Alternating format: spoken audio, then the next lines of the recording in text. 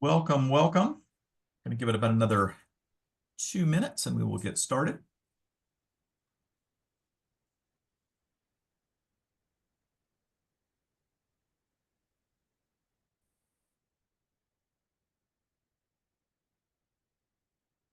Everyone who is listening right now, or anyone, raise their hand if they can see us, hear us, see the slide deck. Thank you. Okay, perfect. So I'm going to forget to ask that one time, and that will be the time where It's it does always not the work. time. It's when you don't bring the umbrella, same thing. All right, so I've got noon here Eastern, so I'd like to go ahead and maybe get started. So I am Bryan Clontz, president of Charitable Solutions.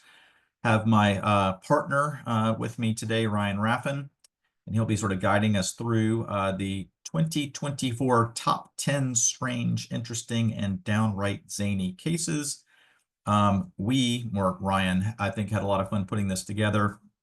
I won't say that we could brain dump this in about 10 minutes, but I think it was maybe in 12 minutes. So we have all these are very top of mind. And I think he actually had put together 10 and got ahead of me, which he typically does, which is great. And I think I had written down maybe 6 or 7 in about 2 minutes, and we had some overlap, but not entirely. So the point was, I think we could probably do 20 or 30 of these types of cases pretty easily. And we'll see how this one goes. But I think we have discussed maybe doing this at the end of each year, almost as a standing topic. So let us know, give us some feedback if this is helpful or interesting to you as well. So with that, I'll do a 3-minute sort of overview, sort of who we are and what we do at Charitable Solutions. We've existed now coming up on 22 years. We keep using the 20th anniversary because I had to pay the graphic artist to do the logo, and I want to get my money's worth, so we'll use it for a couple of years. But since day one, our mission has been to help make charitable gifts happen that otherwise wouldn't. I'm going to make this one a little bit shorter today to give us time for some of these sessions, because a lot of this will tease out what we do anyway. But we do emergency assistance and relief grants. I created a charity emergency assistance foundation that does that. Professional advisor, CE, kind of what we're doing today at some level in terms of webinar training. Board staff, nonprofit donor speeches, so still doing about 60 to 80 of those out a year, be in Omaha on Friday. Charitable appraisals. So this area has really, really grown as a percentage for us. So I do crypto appraisals. So I've got a number on my desk that I need to be working on right now. Then life insurance. And then we have 2 business appraisers, a person that does precious metals, which we'll be talking about a case here too.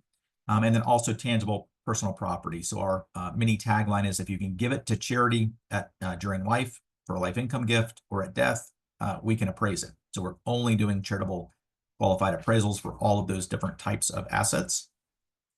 Then our core areas, so we have 2. One are non-cash assets, as you know, and the other are charitable gift annuities. And so when I founded the firm, it was around these 2 particular types of giving vehicles, instruments, assets, because they're the only 2 that the charity can actually lose more money than the original gift. So we're talking about risk management. That seems like a pretty good place to start. And so we do 2 things there. One, we have an actuary on staff the entire time we've had the firm. And we do gift annuity risk management. So basically stress testing gift annuity pools, looking for potential concentrated risks where sort of appropriate, whether partial or full reinsurance makes sense, and just general risk management for pools trying to maximize those residuums. And then the sort of full risk management of that is called avoidance, and avoidance would be otherwise outsourcing. And that is our National Gift Annuity Foundation. I really need to update the numbers there because we are growing very quickly, but we are in all 50 states. We operate like a community foundation would, but as a pass-through. So none of those assets at the time the final residuum comes in stays with us. So 100% is granted out to one or multiple charities. We're in all 50 states, and why I need to update this, I think we are literally at 996 contracts. I'm waiting for the bell to hit when we hit our 1,000. We're growing very, very quickly, including a number of real estate gifts, which I think may be one of the 10, I can't remember, cases that we've worked on. We're doing a number of those. And then finally, probably half of the work our 28-person team does is non-cash risk management, as you know. We do it in 2 ways. One, a minor sort of activity is direct consulting, just on an hourly fee basis. either due diligence, management, or sale, working with charities directly. And probably the other 95% or so of our time is working with our Decami Foundation and Decami Asset Trust, where we're able to take in, where we're on the chain of title, we're doing due diligence, we're taking that into our donor advised fund. We do not manage anything once it's liquid. So similar to the National Gift Community Foundation, once sold, then we're making the grant out 30 days later to the charity or charities that the donor was trying to give it to in the first place. And you can see there in terms of our about over $4 billion now have been completed in that space. Average fee is about 1.2, bounces between about 1.2 and 1.3%. And that's held back at the time of closing. So that's our Decami Foundation and Decami Asset Trust. Next slide.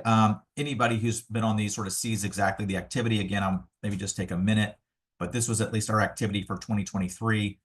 The most important thing are not the numbers here. It's that 100% of all of those gifts that we have completed were referred by other charities because they were initially declined. So all of these that are coming in, we get about 8 to 10 referrals each day, complete roughly 1 donation per day. But the point is all of those, the only place that we market ourselves to are to other charitable partners who, for whatever reason, capacity issues, maybe not, that don't have experience with a particular asset type, legal issues, tax issues, super quick turnaround is our sort of primary value, super quick.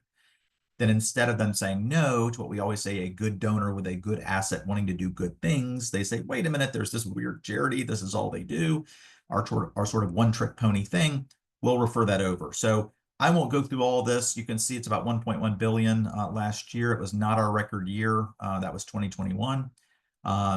For last year, if you divide the 1.1 billion by 161, they averaged about 6.8 million per donation. Again, very high averages. Median probably closer to 3.5 million. So we had a couple of very, very large ones sort of pull that up a bit. But again, you can see these are all outright gifts. These are major lifetime gifts that are made. At the bottom, obviously, we do a lot more now in the CRT space where we can sort of create the trust, serve as trustee for liquid or illiquid gifts. And then, as I mentioned, some of these were for CGAs as well. So with that, I kept it, I think, pretty short. So I hope this is helpful, at least in the broader overview, but now I'm excited to hear sort of Ryan take us through, and I'll make sort of general commentary as we go through some of the top 10 cases that we've worked on. So whenever I'm on a plane and people say, what do you do? I can say, I help weird people give weird things to charity. Ryan, I'm sure, says that now too. And so these are some of the sort of illustrative cases as to sort of what is weird, not weird, great cases, and some that went like crazy sideways. So we're going to go through those. You'll get the full flavor of our odd tint. So with that, Ryan. Yeah, thanks, Brian. So this will be an interesting one, just by its nature. Before I flip to the agenda for today, I wanted to say that for this presentation, this is only 2024 cases. So when we're looking at these 2023 assets and donations, there's stuff in here that probably would have made the list if we had done this presentation a year ago. There were mineral rights gifts. There was, Australian stock. All kinds of strange stuff, very large, very, very large commercial real estate donations. So my point is, this is kind of an annual thing for us. And I think Brian and I were just talking, this presentation will probably become an annual thing as well, because really we should have been doing this already. There's stuff, like I said, from 2023 that could have easily filled a slide deck on its own. And I guess we should have thought of that a year ago or at the beginning of this year. So with that said, for this year, I've got the agenda here, and I did want to emphasize this point. These are all 2024 cases, but to be very, very clear, except for one of these 10, these are all completed gifts. These are all things that we actually did. Now, I think my goal would be in future years to try to have that always be the case. I won't make any promises because who knows, there might be some stuff that is just too weird that we don't do that we really want to talk about. But of these, except for one, which I'll talk about when we get to it, these are completed gifts. So with that said, we'll dive right into it. The first one, and this was early in the year that we worked on, this one, a crypto venture fund. So this came to us through a trusted partner, and it was introduced as kind of a normal crypto gift, what does that even mean? So many of them are not normal, and this would be one of those, and this one was probably more abnormal than most. So as we talked to the referring charity and the donors team, it turned out to be crypto held inside of a partnership, actually. So the donor didn't have direct ownership. And what's more, it wasn't, sort of your Bitcoin, Ethereum, very top market cap cryptocurrencies. It was, of course, what's called an altcoin. So kind of a more obscure cryptocurrency. And the donor was going to have a big income year this year, wanted to do a donation. Everything made sense for a donation. This crypto had done very well. But the problem was the donor couldn't donate it because the donor didn't own it directly. The donor had an LP interest and the fund owned the crypto. So how do you do that? Does the fund need to distribute out the crypto? Possibly, but then there might be issues with the other investors. The donor can't just take the crypto and the other investors not get it. That's not really fair. That causes issues at the fund. And the other question is trading the crypto. Because this fund held a lot of it, they wanted to be very careful not to have one wacky charity dumping all the crypto on the market and tanking the value. Big concern for them and their investors, right? If a bunch of crypto moved over to us, we sold it all, tanked the price. Now that venture fund doesn't look so good. They might have some trouble with their investors and with future investors. So they wanted to know if they could have their trader handle the trading. We talked to them, talked it all through, and eventually they said, you know what? Forget donating the crypto. We're going to donate the LP interest instead. Well, that's a totally different story and a late pivot at that, because they did have some time considerations here and some time constraints. Going from a donation of cryptocurrency to a donation of an LP interest is a totally new due diligence process, totally different onboarding process, a totally different set of paperwork. When we're talking about an LP, it starts to look very different. The questions that we're asking there is the GP of the fund going to sign off on the transfer? Could there be UBTI? With crypto, that's not really a settled question. That goes to kind of the staking issue, which is being litigated right now in tax court. And whether staking is considered UBTI, I don't think the IRS has taken any position at all on. And further, if the crypto is held inside the fund, we get an LP position. How and when do we actually get liquidity? We've got no control over that if we're just getting the LP interest. So this was an interesting last minute pivot. It ended up working out quite well and quite smoothly and satisfying kind of everyone from the LP investors to the donor. And certainly, our concerns about these issues regarding UBTI and necessary approvals, liquidity, were all satisfied. Worked out very well at the end of the day. So just an example of how the crypto space can be weirder even than just a gift of cryptocurrency, strictly speaking. And The Ryan, on next this one, yep. I was just going to say, how many other ones have we done? Because we've done multiple of these types of crypto inside partnership or LLCs as well. But can you give sort of the audience sort of a sense as to, and they tend to, a few of them I know we've worked on that have been very, very large. But any sense there? I would say at least 4, and I think the number may go up before year end. Yeah, it's and that's 4 that I know of, because sometimes these venture funds, you don't always have great insight into exactly the mix of assets that they're invested in. This one, I only think I really understood that it was crypto focused because that's how it was introduced to us. And so sometimes they are introduced that way. Sometimes you just kind of get these venture capital fund donations. You don't always know exactly what the investments are. So yeah, 4 that I know of, possibly more that we've already done. And I think there will be at least a couple more before year end, because I'm working on at least a couple more. The next one, very different, much more intuitive in some ways, the family farming business. Now, I think There were a couple things that tipped this one off as being strange from the outset.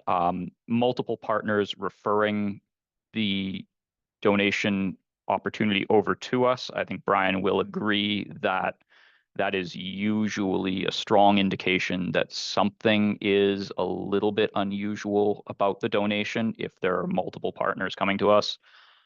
And then this one was interesting because when you think about the family farm, you think about the land, and that's not what this was. This was actually a donation of the business interest, the stock in the actual farm operations, not the land. Because the farmland is very doable, and I'm sure many, many people on this call have done gifts of farmland before. It tends to work often very, very well. But this was actually the farm operation. So once we understood that, we kind of got our arms around it, and we understood there wasn't really anything out of the ordinary about this donation in terms of the business. As far as private stock donations go, pretty normal stuff. Except, and here's the caveat I've got on the slide here, we were talking about a very large group of donors. We had 16 different donors here, all family. And the problem is, and kind of the main takeaway, I think, with this point is that even a more normal donation of private stock can be unusual and challenging if we're talking about something that's going to be complex for the back office team, for the the finance team and the grants team, because we had money coming in that needed to be split up 16 different ways, and it wasn't split into 16 equal proportions. We had to deal with donations that were coming in over time. We didn't get 16 signed stock certificates at once. It came in over a period of months, and it was piecemeal. And documents would come in and they'd only be partially signed, or it would be the wrong documents, or they'd have the wrong dates. Things would be incorrect. And then, we had to coordinate these grants out to, of course, different charities. We had multiple partner referrals. You can count on multiple grants to multiple charities. We're not just sending out a lump sum and telling the recipient charity to split it up. So it was really a challenge more because of the administration, not because of the onboarding and analysis of the gift itself. And as I was reviewing the slides yesterday, I thought and realized, unfortunately, that this doesn't even take us to tax time because this was a 2024 gift. None of these 16 donors have filed their 2024 taxes yet. And that means we're going to be dealing with 16 different 8283s, and I'm guessing probably 16 different CPAs and 16 different valuations. Hopefully they get a single valuation group to give them the report that they will each use, but we'll see. So, the practical challenge of managing this many different donors for a single private stock donation is continuing to unfold and will into next year, probably through next October 15th, I would guess, because I'm sure most, if not all of these 16 will extend on their tax return. Well, then I would mention maybe something here too. It's challenging for us to manage that, as you correctly said. The flip side of that is, and let me know if you agree, but the 16 donors were actually they weren't contacting 16 different charities, to be clear. But I think there were some community foundations, donor advised funds, some other types of charities in there. And the only thing more challenging than us doing it once for 16 would be for 4 charities doing it for 4 each. So in fact, many of the referring partners would say, I'm glad you guys are involved. We're going to go ahead and have ours referred over so you guys can sort of do it all on your end, which they're being nice and we're happy to do it. They're sort of moving that sort of management and cat herding to us, which is fine. And then we're obviously bifurcating the final donation right back to them anyway, sort of post-sale. So just sort of painting the rest of that picture. Yeah, absolutely. It would have been much more challenging if we had different charities handling it directly. And I think I don't know if probably someone at the family realized that, but certainly one of the financial advisors who was involved realized that and sort of said, okay, even though, you know, not all of these dollars are going to a donor advised fund that his financial services group sponsors, someone needed to kind of coordinate on this. And I think that was very helpful as well as kind of having someone on the donors team who sees the whole picture and realizes it is not beneficial to have not just a large group of family shareholders, but a large group of supported charity shareholders in the mix. And so that, that 16 donations could have, gone to, as Bryan said, 4 or 5 or more different charities, which would have been a very complicated ownership picture. So another one that came to us here from multiple referring partners. This was a SPAC donation, special purpose acquisition company is what SPAC stands for. This was very, very urgent. There was a lot of time pressure to get this one done. This thankfully was a smaller group of donors, 3 or 4. The problem was here, they didn't all own the same thing and they didn't understand what they owned. Some of these donors owned stock in the SPAC directly. Some owned an LLC interest that in turn owned the stock, but all they knew, or all they thought they knew, was that they owned stock in this SPAC company. And they needed to get it done right away because SPAC stock is extremely volatile. They wanted to do the donation basically same day. This meant that we had DocuSigns and emails and phone calls flying all day long. There was a lot of panic on the donor side, which doesn't help. I think I was on the phone past 11 p.m. my time to try and get a final one done. That one ended up not being possible because that donor owned stock directly and the stock was held at a transfer agent.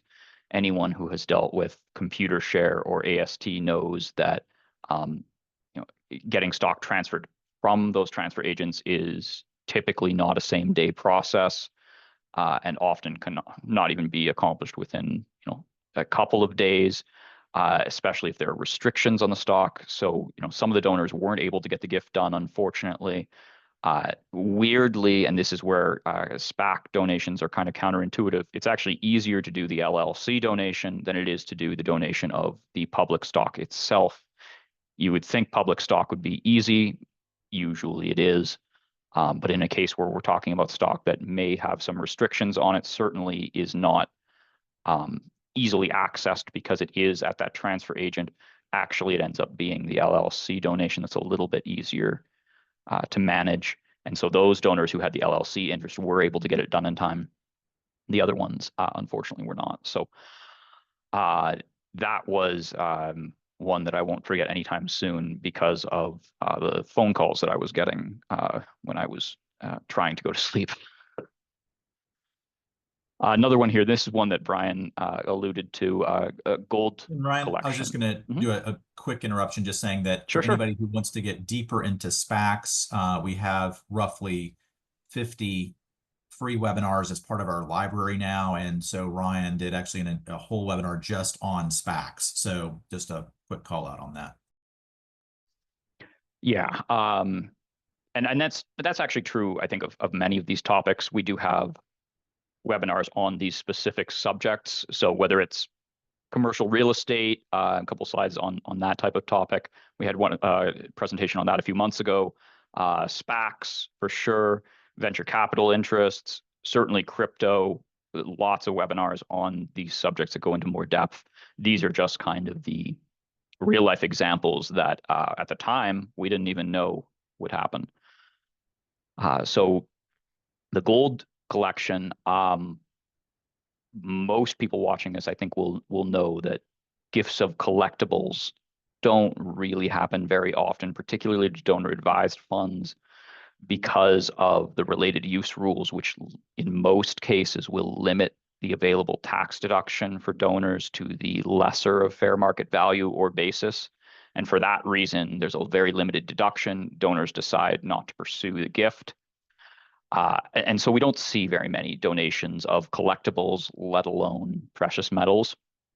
Now, with gold, it's a little less settled if the related use rules apply uniformly. The IRS did indicate that in some cases, certain types of gold would have a fair market value deduction available. And it's not clear if that was kind of the final IRS position or not. And no one has ever really tested that. That uncertainty alone usually, I think, is enough for donors to sort of say thanks, but no thanks on these donations. In this case, we flagged that up front. The CPA and the donor reviewed what the situation was, what the rules were. They were okay with the tax consequences. I think that's largely because the donor was and is in quite poor health.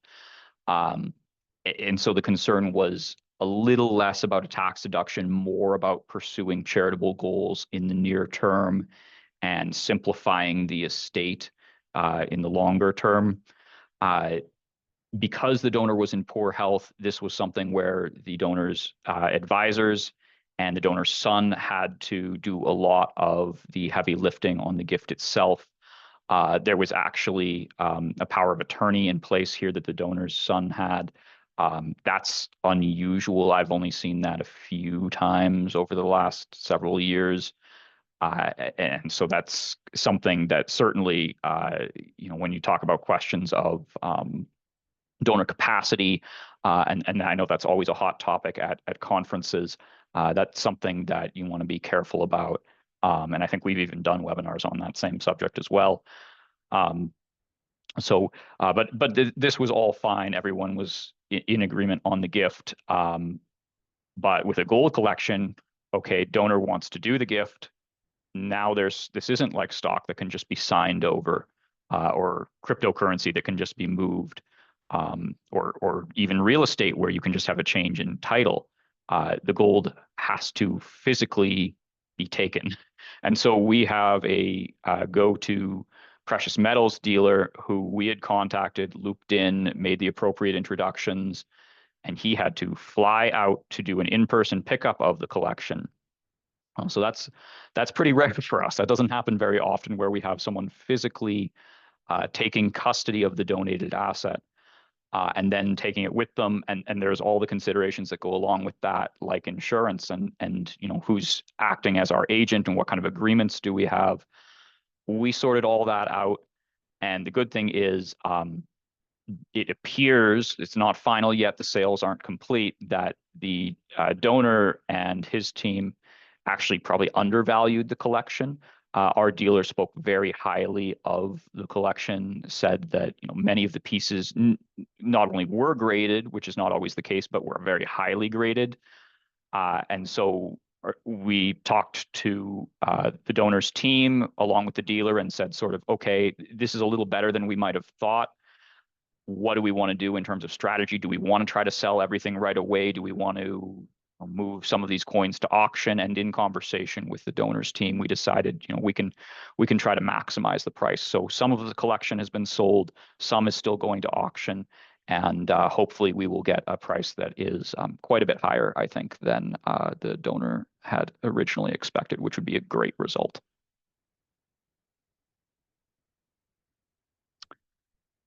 This next one, and this this really shifts gears. I mentioned in 2023 we did a very large piece of commercial real estate. This was similar.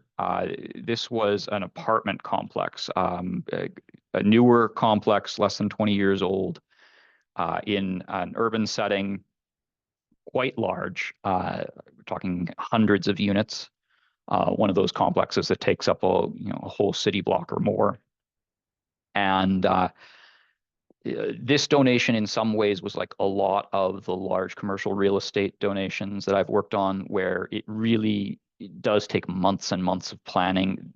This one was first brought to us around this time last year by the referring charity.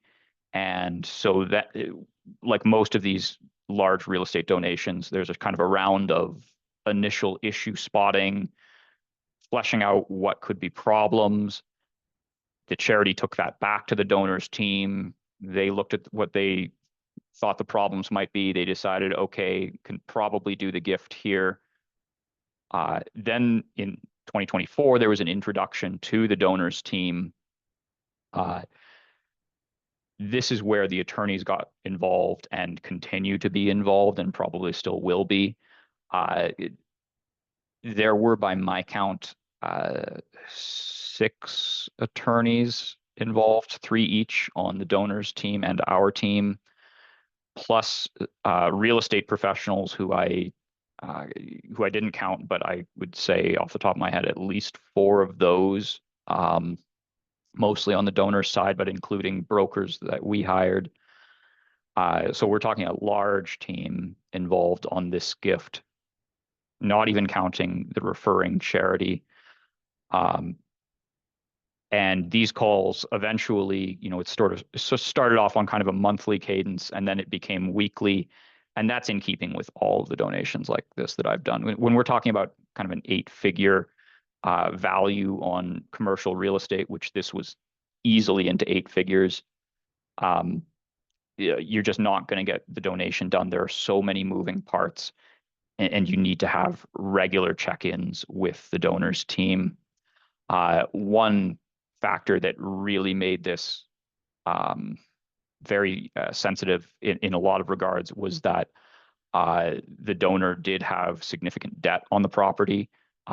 As I mentioned, it was well into 8 figures for the value of the property. The mortgage was also in 8 figures, and it was coming due within a year of the gift, meaning that we needed to get the property sold sooner than that. Otherwise, we were going to have to face a refinancing process, which we were not eager to do.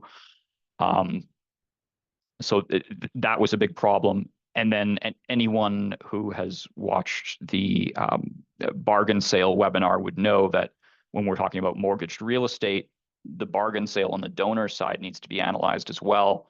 That was something that was flagged early on, one of the first things that the donors tax team had looked at and cleared. So this was challenging because of the debt on the property for a couple reasons. There were also a lot of practical considerations. With an apartment complex, there's rent paid every month. Where is that money going? To a bank account, presumably, but who has access to the bank account? Are the expenses being paid out of that account? What about property taxes? I think we just got that bill, and it is the largest property tax bill I have ever seen. It is $1 million property tax bill. So who's going to pay that? Should we pay it or should we wait to sell? Again, questions that need to be managed.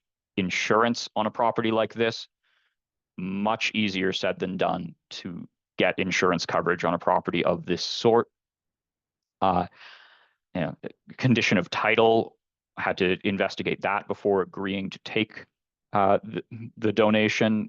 That's something that is you want to be much more careful about with a property like this, where title and title reports are going to be very involved. They're going to take a while to even obtain.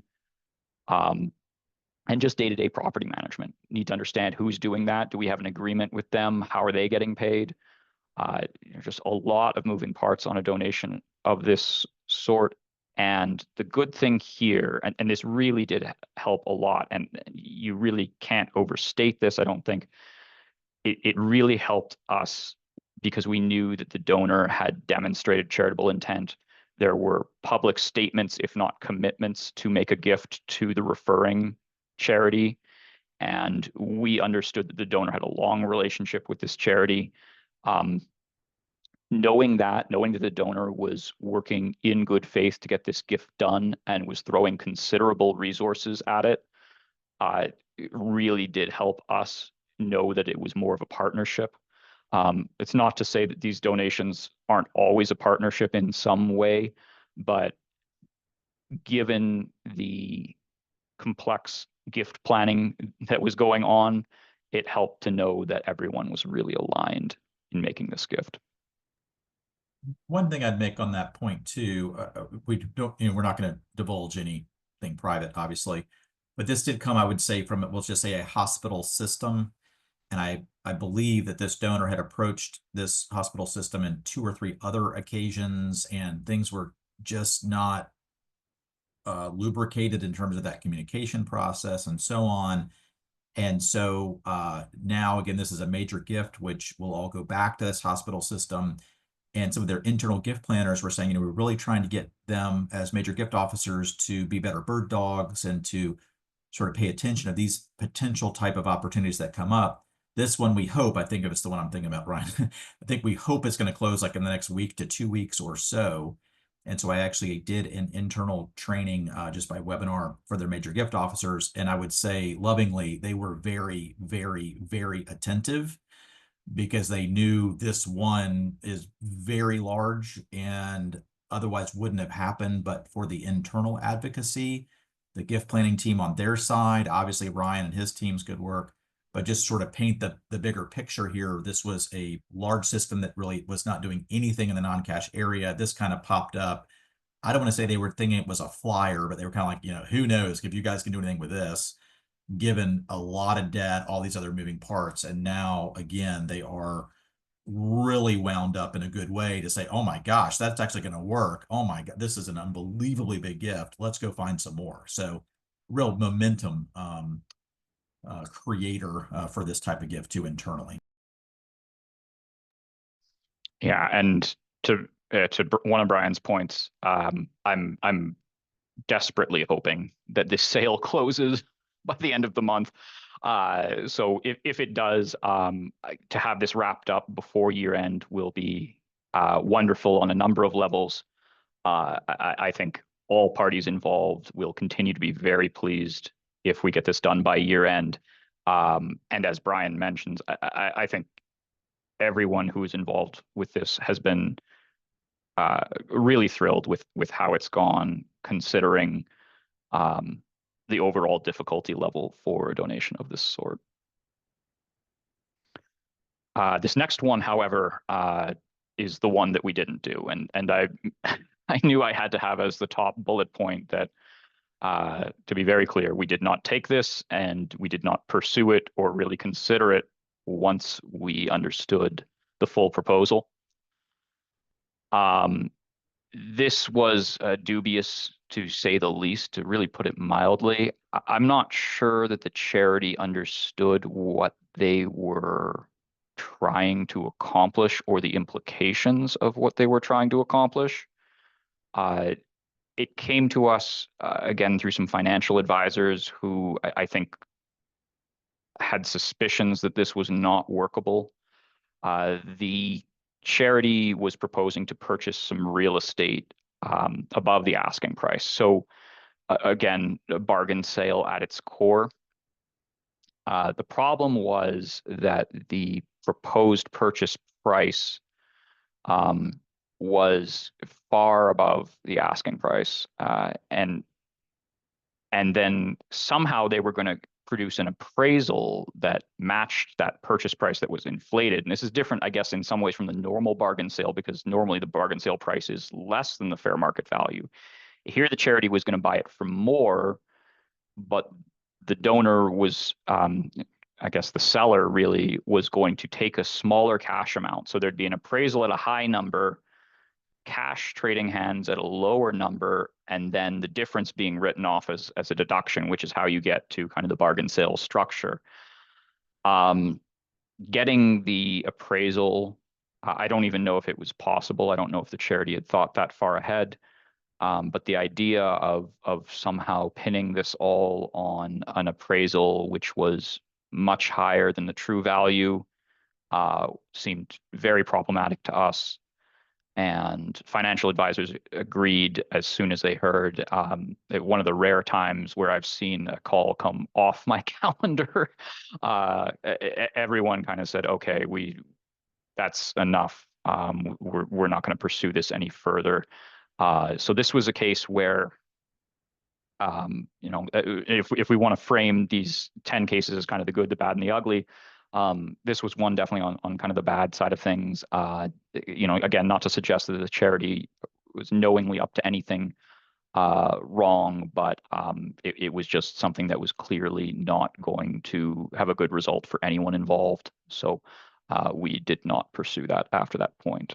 However, with that said, we did complete a different bargain sale very recently. I didn't work on this one much, but my point is that a bargain sale can be done, and they can work very well. So we did one that was for some high-end residential real estate, coastal, I believe. Donor in that case did need some cash back, but only about half what the property was worth. So in that case, what we said is we did some elevated due diligence, I would say, because Decamai was actually buying the property, and that's unusual for us. In most cases, when we are taking a donation of real estate, it's a pretty streamlined actual donation in terms of how things are transacting on the front end for the gift. In this case, it was a true sale, so we're talking about kind of normal escrow and title work being done. But once that's complete, it's the normal process for us. Once we take title, we're going to turn around and try to sell it. So that once the bargain sale itself is completed, it's normal Decamai real estate process, meaning get it on the market, try to find the highest price reasonably available as quickly as we reasonably can, and then make a grant onwards. With that said, there is that kind of additional due diligence on the front end because it is a bargain sale. And the costs, to be very transparent, are higher for something like this, not just because we're talking about things like title insurance and closing costs on the front end, but also because we are effectively loaning the donor's DAF cash to complete the bargain sale. And so there are some costs involved with that as well. So bargain sales are workable. We will do them. This is kind of a classic bargain sale, which we don't do much of. Bryan mentioned we do gift annuities with real estate. That's in some ways a more complicated bargain sale, but it is still a bargain sale, and we actually do more of those. So the point being, these bargain sales with real estate, they are doable in the right circumstance. They just do need a lot of attention paid, I think, on the front end to exactly what's being proposed and what the value of the property is, and kind of how money is changing hands and how appraisals are being done. So it's one positive note on how these bargain sales can actually work. And on this one too, again, we are comfortable based on due diligence to be able to front that cash. We're actually taking that, as Ryan very correctly said, out of our endowment. So we're basically saying, look, we're losing all of our growth or income on the endowment. So we basically true that up. We also can do this by paying off mortgages as part of the bargain sale, in particular before those go into a CRT, sort of clean up the debt element. So we've done that before as well. But this one really goes back to a really key point that Ryan said, is this particular donor was very charitably inclined anyway. So we'd already talked about the 3 different charities he wanted to give the net proceeds to. We had a very good conversation about that. He had a long history of both being on the board and as a donor. But usually when you start talking about these bargain sales, it tends to be where they haven't been able to sell it for 5 years. They can get their cousin to do an appraisal, and we're sort of back to that sort of dubious side on the prior one. The other interesting, maybe fun fact, but not fun at the time, was we were supposed to do this in September-ish, I think. And this was in Southwest Florida, very coastal property. And I know that Gary on our team was sort of working very closely with the donor. And I think I think it was Helene, was supposed to potentially hit that area. And we said, look, we love you, but we're not going to take it on Wednesday. Let's wait for the hurricane to sort of move through and sort of see. And thankfully, there was not any damage to the property, but it's little things that aren't little things like that become parts of the plates that we sort of spin on each one of these in a customized way. So sort of bring that up. Yeah, and I think just so Brian and I remember, probably there's a whole webinar's worth of content on how to deal with things like hurricanes and fires and getting insurance for real estate donations, because those questions keep coming up, and I don't think they're going away anytime soon. And it is becoming more and more of an issue for highly populated states, specifically California and Florida. So, to Brian's point, this is not the first time that we have had a hurricane throw a wrench into things, and it's always worked out, thankfully. But it is really something that is easy to overlook and can have you checking your weather app a lot more than you probably want to. And the next one is actually kind of related, not in the sense of the property or the referring charity or the donor being related, but just structurally. This was, in some ways, kind of a roundabout way of achieving the same result of the donor getting money back from some investment property.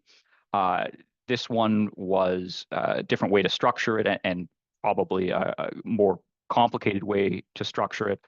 Some creative gift planning here, so I will give credit to Gary and Paul Casperson on our team, because they worked with the donor on this one.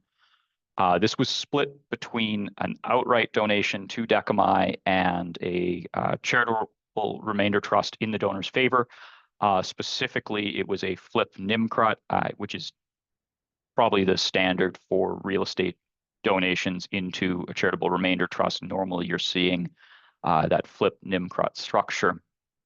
So it was half and half. Thankfully, they didn't get too creative with the percentages. But not really a standard property in terms of the nature of the property itself. Small retail space, 4 tenants by my count. One of the things that was challenging and is challenging for this property is that the donor didn't have a property management company. The donor was doing all of the management themselves.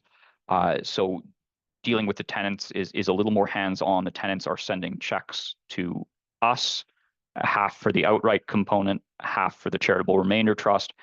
So Decami is having to make sure that, are we getting the checks every month from each of the tenants? When we don't get a check, are we doing the outreach to inquire as to where the payment is? You may be thinking, why are you not getting wires or ACH? I'm sure that was our finance team's question as well. I'm sure that was their first ask, but I know we're getting checks. In this case, the beneficiary of the charitable remainder trust and I think of the donor advised fund as well, a large Big Ten university. I think the university probably would have been able to handle this themselves if the property had been local, but it was nowhere close. I mean, we're talking completely across the country, and it was just something that I think they were more comfortable having us handle both sides of, with the idea being that once the property is sold, Decami will resign as the trustee. And so once the property is sold, we'll really be out of the picture entirely. The college will step in to take over the CRUT. And then for the DAF component, Decami will make a grant onwards, as Brian said, 30 days after closing. So we'll be out of the picture after it closes. In the meantime, we're doing a lot of kind of hands-on property management with this particular space. And so this one, again, very interesting. I always think in these cases where donors are trying to get some cash back from a real estate donation, there's a lot of ways to approach that. So whether it's a bargain sale, or we're talking about some kind of unitrust or gift annuity, those are all possible. You could even have a kind of a co-sale situation where the donor was giving a portion to Decami and retaining a portion for themselves. So then once the sale is complete, the donor is one of the sellers and does take some cash back. There's lots of ways to approach that, and they can all work very well. I've seen them all done. So anytime there's a real estate proposal where the donor indicates they could use some kind of income stream or some kind of cash at closing, you should think about these different options, split ownership, gift annuity, unit trust, bargain sale, because there are a lot of ways to approach it and a lot of good solutions.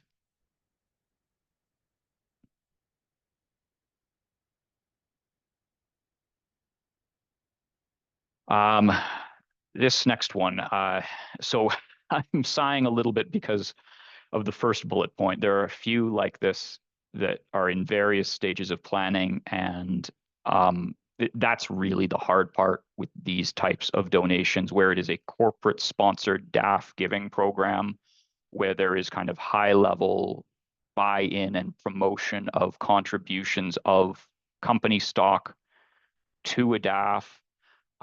That's great. That's a really good starting point. It really, really is, because it means you're not going to have issues with board approval or individual shareholders getting charitable transfers done. If the company's bought in, you don't have to worry about those things. But there's a lot to organize. And it's often done not knowing how many donors there will actually be, which is a bit of a hard ask. And you don't know what the size of the gift is going to be either, in whole or in part. One problem with donations like this is that often the average gift size is low. And if it's too low, if we're talking about $1,000 worth of stock from 1,000 employees, there might be charities out there that can manage that kind of thing. But for Decami, that's really challenging. So understanding sort of the size, total size to be gifted is really important. Understanding what the company is going to require and what the options for liquidity are, really important. In the case that I'm specifically talking about here, that's completed, this is one that thankfully we sorted all these questions out on years ago. Once these gifts get up and running, they are great. They are easy to keep going. They are easy to do on an ongoing or an annual basis. Typically, you're working with the same people at the company or the same small group of people who coordinate on the company side and make sure that donors are getting the proper paperwork and everything is getting signed properly. But this one that was completed, it's been happening annually for probably 5 years now. And in a lot of ways, it's simpler now that we've been doing it for so long. The only way that it's more unusual than most of these is that this is an Up-C partnership. So this gets into weird tax rules.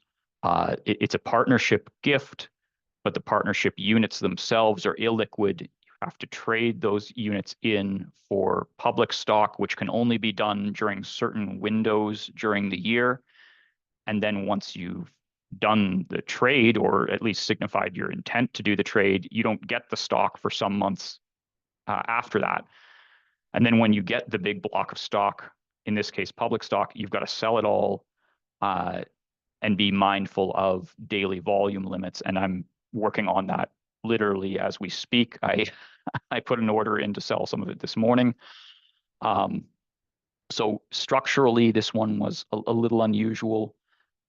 The other thing is, and this goes back to my point about the farming business, the mix of donors. In this case, it's not quite as many as with the family farming business, where it was 16 donors. The problem is it's a group of donors every year with different gift sizes and different donors. So again, for the back office, that can be a little bit of a challenge to keep track of, okay, who donated this year but not last year, or someone donated 2 years ago and not last year and they're donating again this year. That's I'm seeing that as a bit of a challenge, because this is a partnership. We are getting K1s, and so we're having to do some tracking of taxable income, some UBTI, and figuring out, okay, who is this allocated to for that particular year. One thing I will say that has made this one great is that a lot of Up-Cs have a weird tax item called a tax receivable agreement that can really complicate these Up-C gifts. And thankfully, there's never been any mention of that with this one. I don't know if they sorted it out on their side or just said, forget it, it doesn't matter. They've never brought it up, and I hope they never do because they're very complicated. So this is not the point of this webinar, but if you're working on an Up-C donation, make sure you ask or make sure not to ask about the tax receivable agreement, because that is really a can of worms. Boy, only a few minutes left here. I think I've got two more slides. Okay. Semi-mysterious real estate development interest. And there's a couple themes to the presentation overall, and this will kind of, and these next two slides will hammer home one of them. This one, again, brought to us by a trusted partner, a long time partner, as a gift of townhomes. In speaking to the donor, we learned that the donor doesn't own townhomes. The owner is an investor in a townhome development. The townhomes themselves looked very sellable, newly built, growing urban area. You know, that if it was the real estate itself, it would have been smooth sailing, easy to take. But we couldn't really figure out what the donor claimed to own when we were looking at how ownership was actually represented in the due diligence paperwork, the partnership agreements and LLC agreements we were seeing, and actual title to the real estate. And this was made more challenging because the donor was older and didn't have his own attorney or accountant. All he had was a trusted financial advisor, but the financial advisor had recently switched firms and was quite anxious to make sure everything went well, but did not have any particular insight into this investment. What we ended up needing to do was talk to the actual developer, the partner's attorney. So the donor had this partner in the development. We finally got in touch with the attorney there. And what we found out was, to me, shocking, was that the reason that we couldn't figure out what the donor owned and how that related to the development was because the donor had a handshake deal with the lead developer. This was extremely surprising because the donor's initial investment was in the hundreds of thousands of dollars. I was really taken aback that there would still be developments of this sort proceeding with that kind of informal agreement. Bryan often talks about how Decami operates with a high level of trust between our partners and our donors, the referring charities we work with. I think this level of trust that the donor had with his business partner was even higher. So that was really surprising, but we talked to the developer's attorney. We sorted out the ownership, understood what the donor owned relative to what the investment was, decided to proceed with the gift, took the donation, and I'm happy to say recently received the sale proceeds. So everything has gone well on that one. Donor, very sharp, clearly a savvy investor, and I guess a good judge of character when it comes to his business partners, probably better than I would be, because I would not put that kind of money out without any kind of agreement in writing. And then the final one here today, this was another interesting case of private stock donation. But in most cases, we get small ownership, 5, 10%. This was 95%. The company, thankfully, was going to sell very soon. It was kind of one company with a bunch of affiliated businesses, so there was a larger sale. But the buyer was asking that Decami make a bunch of representations as the selling shareholder. And in most cases, we pushed back on that. Here, we knew we weren't going to get anywhere because that's a reasonable thing to ask for from the majority owner. We had 95% ownership. We owned almost the entire business. The buyer needed to have some recourse against us as the seller of this business. But the problem is, of course, we normally grant cash out a month after sale. So what are we going to do? How are we going to solve that? So we talked to the donors team and agreed on a plan where Decami would actually invest the cash until the end of that rep and warranty period. So we know that until we know that there's not going to be any claim by the buyer against Decami for something wrong with the operation of the business, which will hopefully never happen. And there were other complications as well, needing to open a bank account because, again, we were the overwhelming majority owner, bank account to hold the escrow amounts, and of course, the underlying risk of if the sale had fallen through after the donation had happened, which is the normal risk, we then have the additional risk of, well, we now own this operating business. What are we going to do? We're basically the sole owner.